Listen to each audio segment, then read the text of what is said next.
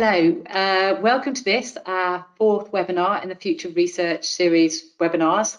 I'm really excited today to introduce this webinar on cultural intelligence and semiotics. We will, in this session, provide a brief introduction to cultural immersion and semiotics before we go on and illustrate the application of these approaches in two very different client case studies. Both of these address very strategic research questions, one in content creation and one in design. We will be sharing some sensitive information to bring the case studies to life. So please, I would ask you not to screenshot. The webinar will be recorded afterwards, so you will be able to access it in a week or so's time. I'm going to shortly hand over to Lamberto and Monique, who are semioticians and cultural experts at Ipsos.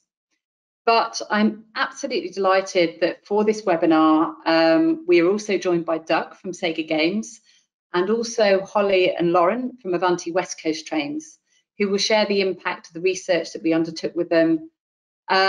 So I just want to say, do put your questions in the chat as we go through, as they come to you, and we will have a Q&A at the end where we'll have an opportunity to put those questions to all of the speakers. But without more ado, I'm now going to hand over to Lamberto. Thank you. Hello, everyone, and many thanks for introductions, Peppa. So let's start with a little exercise. I'm going to show you some images. Take a look at each of them, and I will also ask a question. No need to write anything down. It's just a mental exercise. Remember that there are no right or wrong answers. So to start, what text would you place here?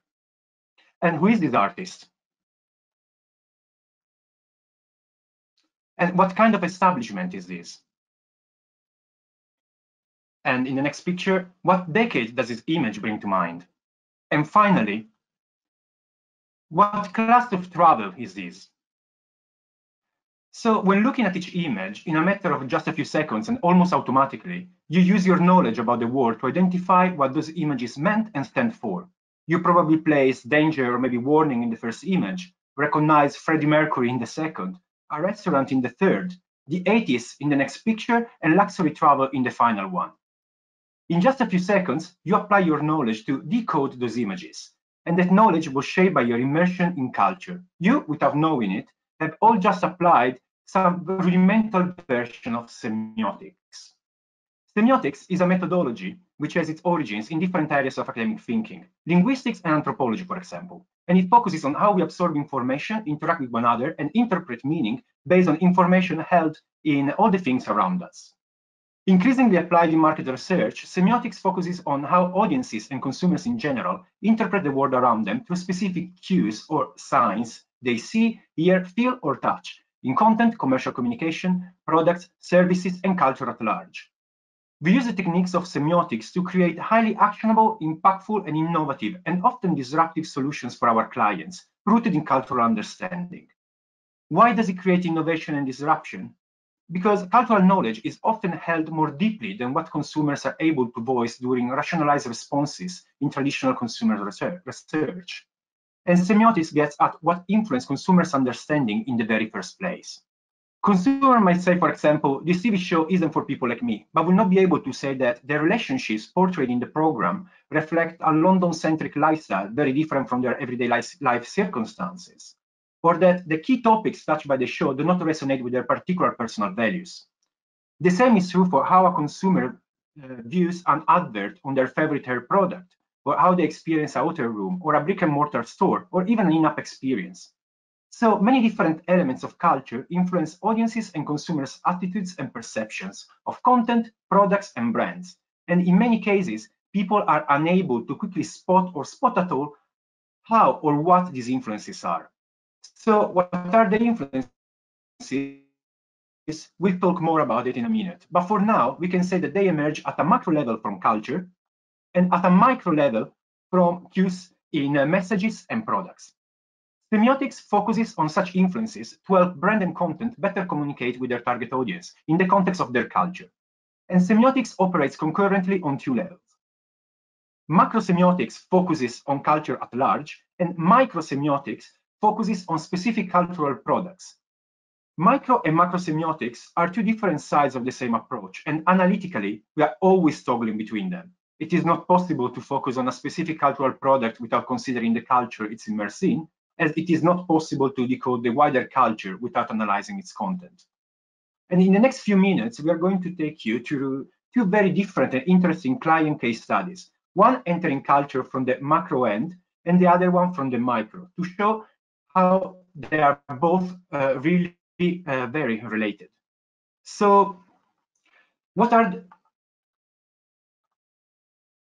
sorry, we got lost with the slides. So we mentioned the word culture, but what do we mean by it? There are many definitions. Colloquially, people tend to understand it as high culture, events and education meant to be elevating to individuals, or as traditional uses and customs of a region. But beyond these definitions, we are immersed in culture. It is in us, around us, everywhere, all the time.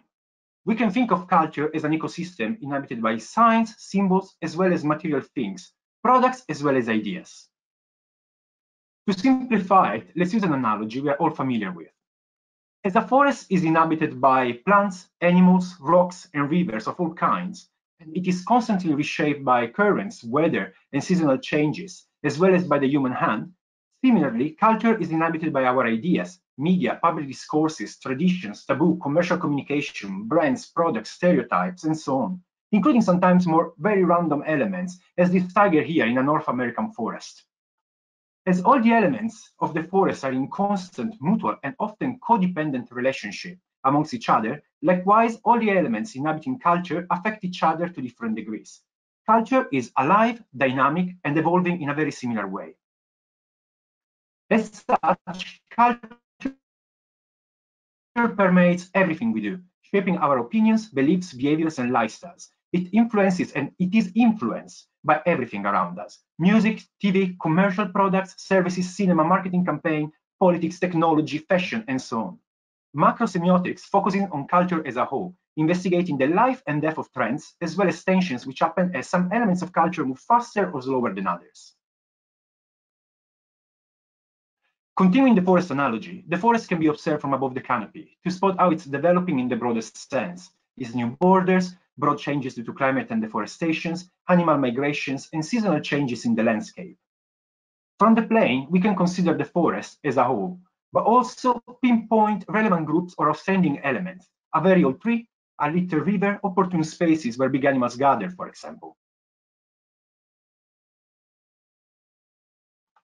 In a similar way, macrosemiotics approaches culture with a broad overview, with an eye towards certain theme, to spot specific references, territories, and codes, which could be used to better communicate with audiences in the current cultural context and near future. Macrosemiotics uses different approaches depending on the topic at hand, but one of these approaches is cultural safari, where we scour the complex cultural landscape, focusing on the most relevant and significant elements around the topic itself. So as macrosemiotics focuses on culture as a whole, from the outside in, diving from the broader culture into individual elements, microsemiotics looks at culture from the inside out, from inside the forest, focusing on specific pieces of content, comms, or products. And now with our clientele, we are going to take you through two case studies, the two case studies we just mentioned. So to start with, an interesting case of the use of macrosemiotics and cultural safari was to support content development of a game for the celebrated video game publisher Sega. Sega has produced several multi-million selling game franchises, including Sonic, Total War, and Yakuza, and is one of the most iconic brands in the gaming industry. We all remember Sega Master System, Sega Mega Drive, or Sega Saturn consoles, for example. And right now, they work with several different studios to support and develop and publish new exciting video games.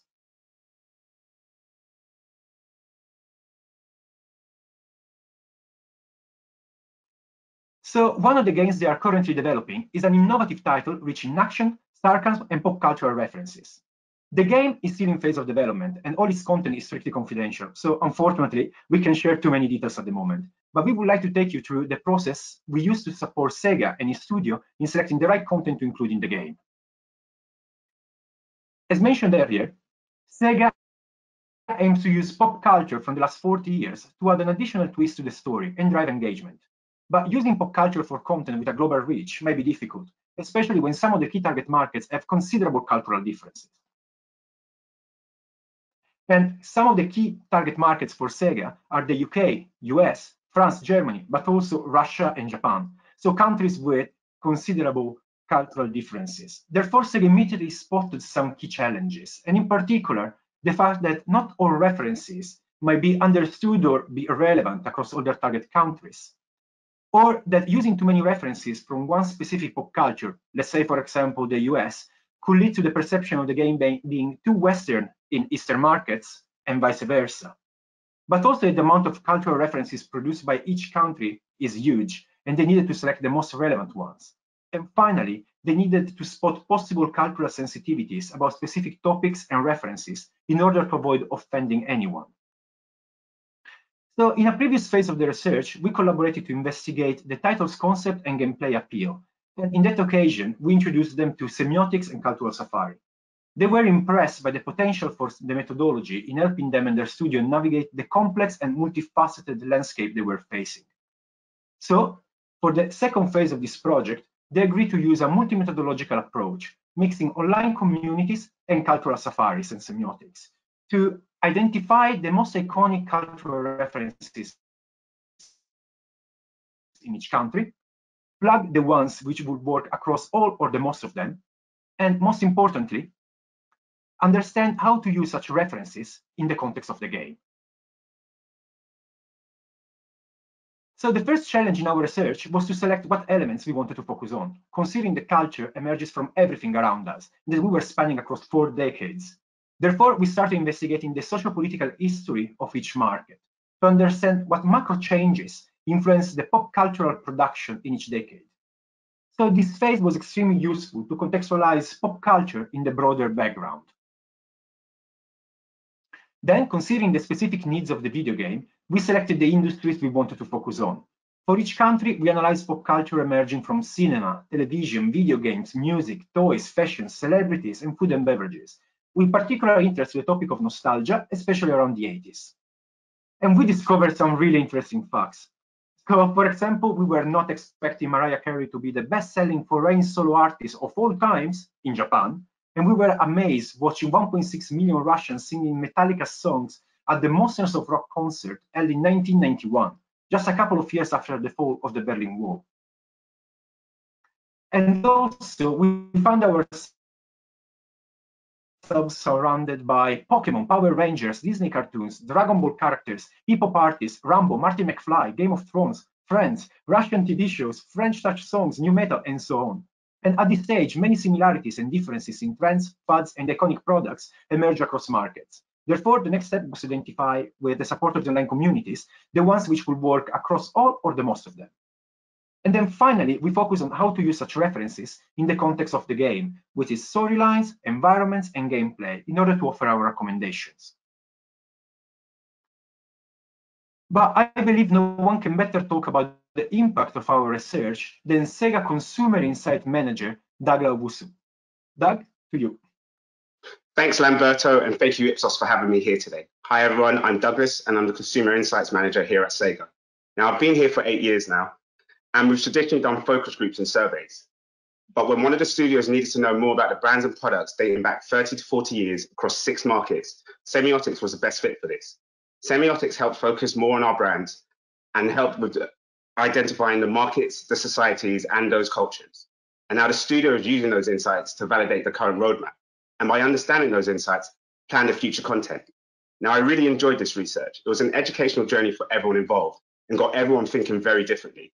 That's why this research was passed along to our Sega COO, so that this could be filtered throughout the business, throughout the studios, and their titles. Now, this used macro semiotics, flagging usable and unusable content to avoid any backlashes. But we've commissioned a new project using micro semiotics, an approach that Monique is going to introduce to you now. Monique? Thanks, Doug.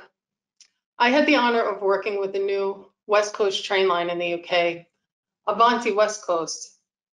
Alongside a component of consumer quant and qual, we also had an opportunity to show our client how exciting semiotics could be for developing deep design understanding and direction for both their carriage and their service. Let's connect the micro and the macro of culture now with this view of Euston Station. What we're observing here is a bird's eye view of mass travel at Euston. Pre-COVID, of course, at some point before global pandemic hit. So it's a place where many of you living in London have probably spent a fair amount of time. Contrast the frenetic activity at Euston to the quiet, elegant first-class lounge at St. Pancras International, which offers the traveler a quiet, comfortable, protected, and therefore luxurious entry point to Paris aboard a Eurostar train. How do these two kinds of spaces structure different kinds of experience and understanding of a brand? And what does it mean exactly to have a world-class travel experience? How could Avanti West Coast provide that in the UK? Not only for British travelers, but also for people from abroad. This was our challenge. In semiotics, we might reframe that question to, how do the spaces we're in and all the things around us shape our interpretation of world-class train travel? We needed to help Avanti West Coast, as a new train brand in the UK, articulate their own distinctive travel brand. How could semiotics play a role in this challenge, alongside asking consumers about their travel experiences? Avanti West Coast wanted us to help them redesign their carriage interior, but they also wanted to understand how service could be best executed in all of its dizzying array of features across the consumer journey. So an important second goal was helping them design a distinctive Avanti West Coast branded level of service along the entire customer journey. Now, it'll be a few years until they have their new trains, but they needed to find a way to add that Avanti West Coast spark to the experience now, understand what it should look like, what's needed to make a journey feel seamless, and how that might differ across different travel occasions. In this context, the first step was to understand how the materials, objects, the look and feel was communicating to consumers within the stations and the carriages, and also how they delivered service, what service design means essentially, or could mean for them. Along our own research journey, we understood that we needed to marry these elements, the material and the experiential, in order to deliver a new brand for consumers, rather than the default Virgin trains. The carriage's interior design communicates implicitly to people, but so does the entire experience of the travel journey. Now remember that consumers can often tell you what they prefer, but they can't automatically tell you how elements are aligned to a brand or what consistency would look like to deliver the strongest possible brand idea. In order to meet this challenge, we proposed the semiotics excursion, a form of microsemiotics applied to Avanti West Coast spaces and experience. So we collected live data to experience our client space and service as a consumer would through travel itself. We drew upon experience in their own trains and how it paired with their new identity to create that brand alignment, but we also pulled in other world-class train experiences as inspiration, the Eurostar from London to Paris. We took a deep dive into how they best executed in-class service as an example. So we took all the train rides ourselves, of course. In semiotics, which focuses in on the specificity of a culture, we wear two hats. One is a consumer, but a consumer with a highly analytic eye, observing all of the possible meanings and consumer interpretations of each element. And we do this in order to explain what travel experiences mean and to explain them to the client in a way that the consumer is unable to. One important challenge we discovered on our own research journey was that they'd taken over the line from Virgin Trains. Now, Avanti West Coast is not just a product and a brand, it's also travel infrastructure. They were using what were Virgin Trains, staffing, and all of the basic inputs that were originally Virgin. And despite some basic efforts to remove those things that were explicitly Virgin branded, we discovered during our data collection that Virgin Trains as a brand was still present in a number of implicit, more subtle ways. And if you know Virgin, and I imagine you do, they have quite a different brand personality to the new Avanti West Coast. and that was being communicated in some of the colors and tone of voice in different places. Avanti West Coast has more sober earth and sea tone color palette, denoting well-being, while Virgin Train colors and tone of voice is much more exuberant and playful. So we needed to help Avanti West Coast arrive at a carriage that could not only effectively convey their own brand, the colors, the textures, material, even down to the width and legroom in front of the seat and the kinds of food and drinks on the menu. We decoded the kinds of spaces in the first class lounge and the kinds of seating, among an array of other things. And we looked at how they organized and facilitated interaction in those spaces. But we also looked at what were the sensibilities of those elements in the space we analyzed. What Lamberto described before as the content and how content communicates to people. So for example, seating can hold so many different sensibilities. Minimalist elegance, rustic seaside, or an array of different styles. It can communicate an office or a school setting. Which would be the most appropriate for a first-class lounge in the Avanti West Coast experience? We know that even if a chair is a relatively fixed shape, it needed to be projecting the Avanti West Coast brand idea of low-key elegance and well-being in color, shape, fabric, and arrangement. Likewise, the kinds of foods offered in the lounges and on the train also say something about a brand who's aiming at world-class travel. Are you offering Schweppes, tonic and Gordon's gin, or a London handcrafted premium tonic and a botanical gin made in Macclesfield that would communicate connoisseurship, premium local artisanship, and therefore West Coast world class? Between consumer understanding and the excursion and brand work, we were able to show Avanti West Coast that first, even while the brand was built on the basic building blocks of Virgin Trains, the playful, exuberant personality was still showing through in some implicit ways, which were at odds with the Avanti West Coast brand. They could articulate their brand better by bringing in visual elements at every step that imparted their own unique brand. Even if some of the basic needs within travel remain the same, brands are different, essentially, and they represent different look and feel, which is created in more obvious, but often more subtle ways. Second, through work on the service and proposition, we were able to show that the essence of a travel experience that speaks world-class elegance and well-being is about helping people feel less processed in a travel experience and helping people feel the same comforts, privacy, and energy inside a train as people feel outside of it, as they eat and rest and they socialize during travel. In other words, the travel experience should replicate how they normally live for whatever occasion. Finally, we discovered the tension of balancing the presentation of world-class service while also honoring the regionality of the travel line itself. It's ultimately about choosing the right local things to present, bringing out what would be of common interest to outsiders, their fascination with local things, but styling the local to properly speak to a global audience. I'd like to hand it over to Holly and Lauren from Avanti West Coast to explain their points of view on the role of semiotics in our work.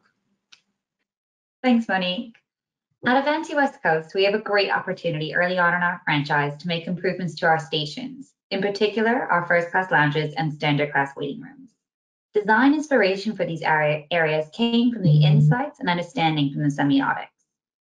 Stations are a hugely important part of our customer's journey, and often the first physical interaction a customer has with our brand. Our customers should feel welcomed by our staff and safe. At a functional level, stations need to be dependable, since customers rely on them to serve a purpose, to set them up for a successful journey. But stations are also the gateway to our communities and need to embody the spirit of their location. For example, Manchester is different to the Lake District. In the Manchester First Class Lounge, we pay homage to the city by using workbeat imagery. Through local artists' work to specialty food and drinks from the region, we embrace these local influences and bring them to life for our customers.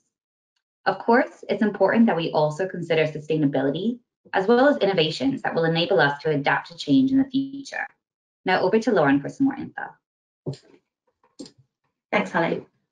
So before seeing the proposal, I don't think any of us had even heard of semiotics, but when we understood more, we realised it was exactly what we needed. It also really got our stakeholders excited, and we knew it would be valuable to see the customer journey through this new lens.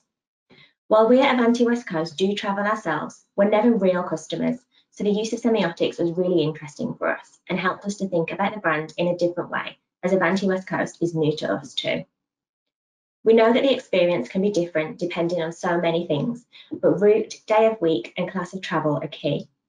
These journeys allowed us to cover all of those, so we could capture the experience of different services and customers. There really is no one size fits all, and it's so important that we remember that. Our colleagues on the front line are brilliant at this, so we need to make sure we're thinking the same way during the development phase of any projects too. It was also helpful to have the comparison to Eurostar.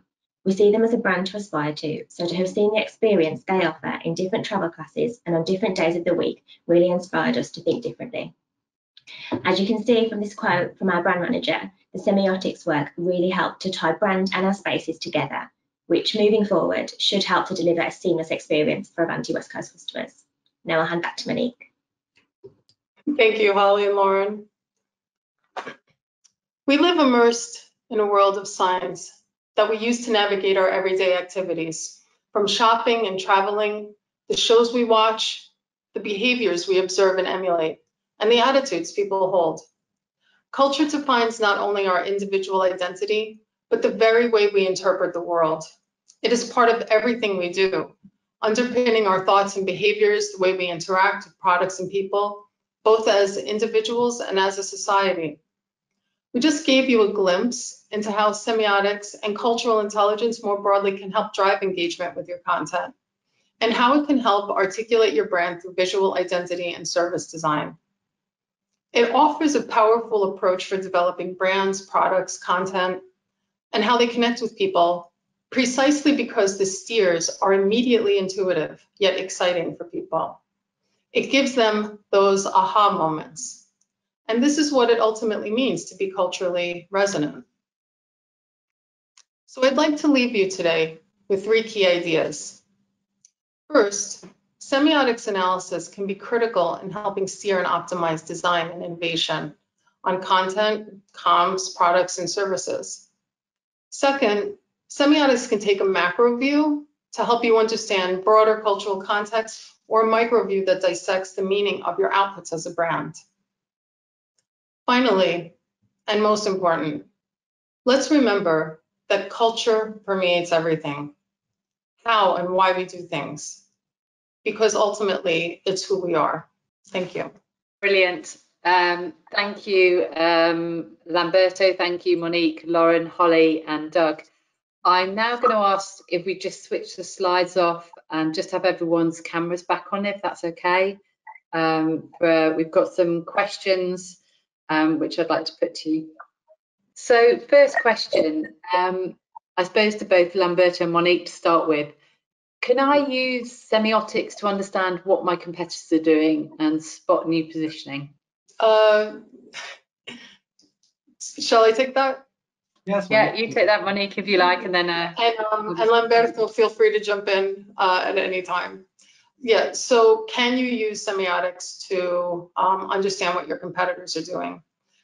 That is an inherent part of what we ultimately do. Part of actually running a semiotics project is understanding the larger category landscape of what shapes a consumer's perception.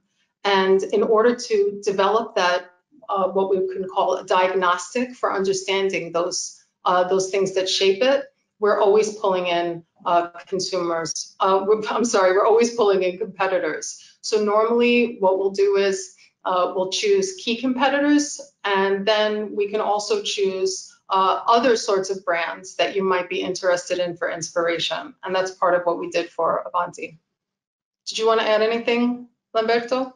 No, I think you answered the question pretty well. So like nothing to add on this. Do we have any more questions?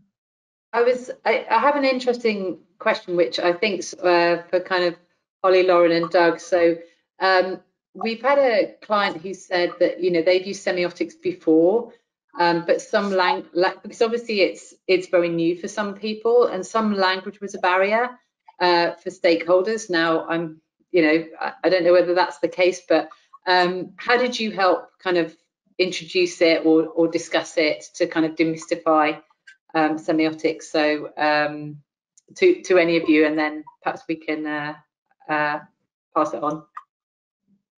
Sure. I'm happy to start and then hand over to Doug or Lauren. But for us, yeah, sometimes our stakeholders do get a bit, nervous about fuzzy language, and sometimes semiotics can be that way. But for us, it was really important to bring them in on our journey early on, so that they were in the setup calls and stakeholder meetings, but also when Monique was doing the journeys, we had a WhatsApp group.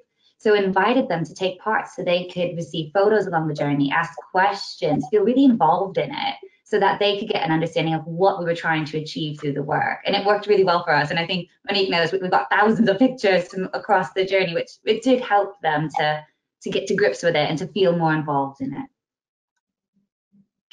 Yeah, so at Sega, it's pretty much, especially for the studio, they already had their ideas of like brands and sort of products already and how markets viewed them. But one person, we have like a contact there that helped sort of promote our research and promote this semiotics, was over there sort of talking about how they might not be right, they need to check this again. And so they came to us, we had a conversation, we sat down with them and explained to them that semiotics can dive deeper, not just on market differences, but as well as cultural differences, societal differences. And once we explained that to them, they were really on board in terms of trying to figure out where the differences between their ideas are and where the rest of the world's preconceptions are. Brilliant. Lauren, do you have anything to add? Or not much really. It was an interesting one for us because it was really new to us as well. So we kind of had a lot of questions up front. So I think it was nice that everyone could kind of was coming at it from the same starting point, I guess. Really helped. Brilliant. I can actually add something to that, Pippa. You go, Monique, sorry. I would say that the advantage of working at Ipsos is that it's a big place, and we have a lot of people to test our semiotics out on internally before it ever gets out externally. So we have to make our colleagues and all of the people that we work with understand it. And in that process, we've sort of developed a language for semiotics that I think is just incredibly client friendly. And that would be the first thing. The second thing I would say is, it's still, semiotics is still not completely embedded and diffused through market research. And so one thing that I normally do at a kickoff is I will set up a separate piece of that kickoff to make sure that all the clients and their stakeholders are aligned with a little Semio 101, and make sure that everybody's clear on the objectives and outputs for semiotics from the get-go. I suppose that links to another question, and you've already partly addressed it, but there was a question here about, is Semio based on expert opinions, so in black box, or are there models and technical practices? So, I think, that's quite interesting. Given we're all engaged in research, we're all insight practitioners. So I don't know. I think I can take this. So, we are experts because we are semioticians, but we have all spent our years in academia studying semiotics with specific kind of techniques, specific kind of academic thinking, and then we apply that academic thinking to market research. But it's not just our expert opinion. We apply specific tools and specific methodologies which are embedded into semiotics to get to our insights. Then the way we explain them to our clients, which is linked to what we said earlier, cannot really differ. If our clients are interested in learning how we got to the specific answer on the specific recommendation, we are always very happy to use models, mappings, and specific technical language. But generally, we try to simplify the process we go through that. But it doesn't mean that we didn't go through that process in the very first place. It's fascinating listening to kind of all of you speak, because we know that everything influences in the world around us, and even a slight hue change in color can make you feel or think something different. And even a little logo, it sets off all of these things. So knowing that these things influence us, that not even consciously we're kind of surrounded by them, and that you're kind of unpicking that and understanding how you can best communicate the equities of the brand, or to be able to, in your case, Doug, give people that game experience where they're pulling on kind of relevant cultural cues is fascinating. I was just going to quickly ask Doug, we see a lot, I have a teenage son, a lot of kind of retro references in games, which is kind of magic, because I started off playing that tennis game, I'm that old, where you ping along the bottom.